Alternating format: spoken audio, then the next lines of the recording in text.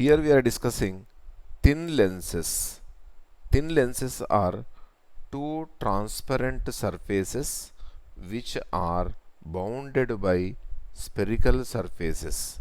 Any two transparent surfaces which are bounded by the spherical surfaces is called, what is that? It's a lens. So there are two types of lenses. One is convex lens, next one is concave lens.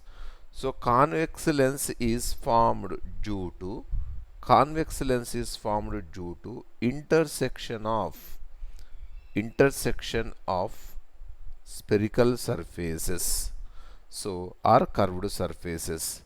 Spherical surfaces, intersection of spherical surfaces, so this is convex lens.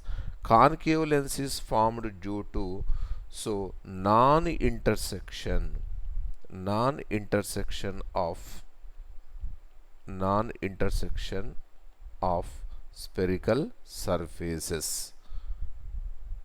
This is non-intersection of spherical surfaces. So we can observe from this is what first spherical surface is taken, and next one second one is, so these two are intersected at this point. This is formed a lens which is different. So this its center is C1 and next one is C2. Okay, so like its radius of curvature, different radii of curvature. This is called biconvex lens.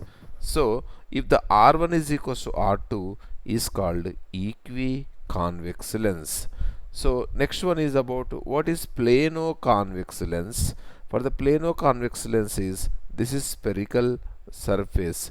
In spherical surface, this portion is intersected. So this intersected part, if you draw it as like this, it's a plano-convex lens.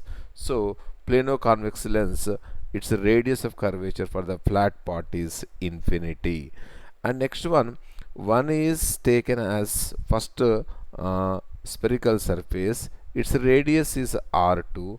Next spherical surface, so its radius is what? R1. We can observe this, both of these are in same side, some intersecting part is formed.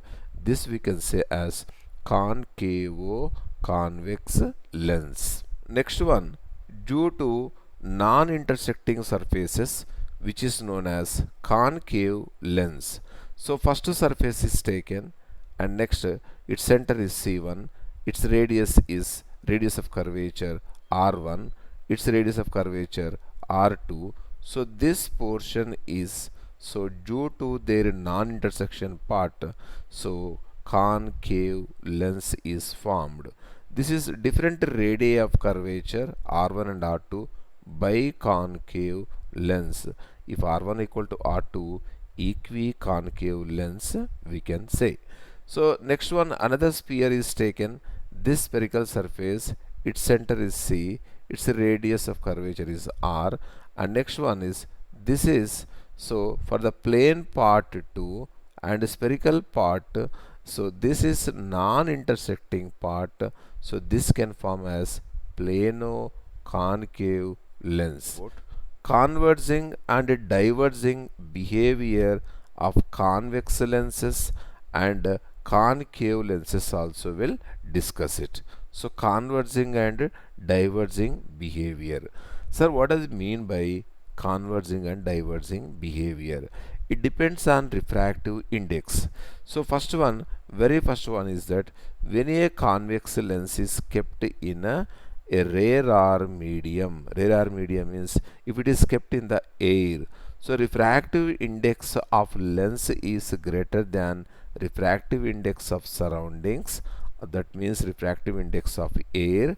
It behave as a converging lens. Converging lens is convex lens.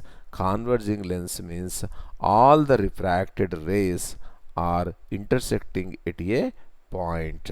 So this is what equiconvex lens or plano-convex lens, concavo-convex lens, for all the situations, if you can see, if the refractive index of these parts, so for the lenses, so these are greater than of the surroundings, they act as a converging lenses. If the lens is kept in the denser medium, if refractive index so of lens is smaller than of refractive index of so surroundings, so it means, for example, a lens is with air, this lens is with air, which is its refractive index is 1, and it is kept in the water, its surrounding medium, the surrounding medium has refractive index, if it is 1.33, generally 1.33. So if this surrounding refractive index is greater than the refractive index of lens, so then it acts as a diverging lens. Diverging lens means the rays will get diverged, so it acts like a concave lens. So this portion, this focus which is formed here, this is called virtual focus. And for the situation, so for all the cases and above which we discussed here, so these are what it's a diverging cases in all the situations. So here we can say the focus which is formed here, this is virtual focus. Converging and diverging behavior of concave lenses. So if a same situation, earlier we discussed in before slide, we discussed that for the convex lenses, now I am talking about concave lens behavior. So generally behavior is what, whenever concave lens refractive index is, so refractive index, this is that refractive index, so yeah, its refractive index is greater than refractive index of surroundings, it acts like a diverging lens. So if this is what biconcave lens or plano-concave lens and concave convex lens, like we can say this. For all the situations, they act as what, it's a diverging lens. If refractive index of lens is lesser than the refractive index of surroundings, its nature reverses. Concave lens changes to what, converging lens. So converging lens means what, after the refraction they meet, they intersect at the point F, we can say this. So for all the situations we can represent. So means the focal length of lenses, it depends on surrounding medium, in which medium the lens is kept, so based on that its focal length changes. Focal length of thin lenses, so this is what lens maker's formula. So lens maker's formula is 1 by f is equals to 1 by f is equals to mu r minus 1 times 1 by r1 minus 1 by r2. 1 by r1 is what, a radius of curvature of first surface, radius of curvature of second surface. So mu r is the relative refractive index. So I'll talk about this relative refractive index.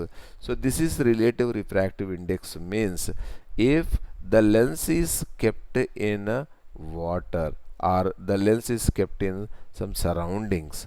So this is what surrounding, whichever it's what, water or glass, anywhere it is kept in this, this is what, it's a lens.